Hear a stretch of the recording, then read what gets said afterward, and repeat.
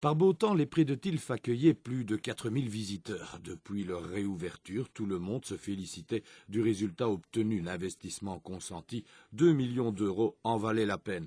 Aujourd'hui pourtant, 2 ans après leur ouverture, tout le monde déchante. La société privée qui avait obtenu l'exploitation du site a dû se résoudre à mettre la clé sous le paillasson. C'est clair que les conditions climatiques de ces dernières saisons n'ont pas aidé à un plein épanouissement du site. Il y a eu aussi beaucoup d'investissements qui ont été réalisés, peut-être de façon un peu rapide par la SPRL de gestion, et qui n'a pas permis vraiment de trouver une rentabilité aussi rapide qu'elle l'aurait souhaité. À cela, il faut ajouter le retard de versement de certains subsides régionaux. Aujourd'hui, un curateur est chargé de trouver acquéreur pour le fonds de commerce. Le site et les infrastructures restent quant à elles la propriété de la SBL de gestion avec qui l'éventuel repreneur devra négocier.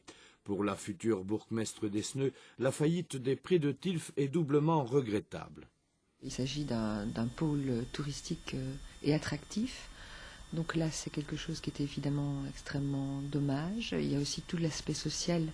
8 personnes qui sont employées actuellement et qui se retrouvent sans emploi. Donc c'est effectivement un point noir auquel il va falloir essayer de trouver une solution. De là à imaginer que la commune pourrait reprendre la gestion, il y a un pas qu'elle se refuse à franchir. Non, ça je pense que ce serait une charge beaucoup trop lourde.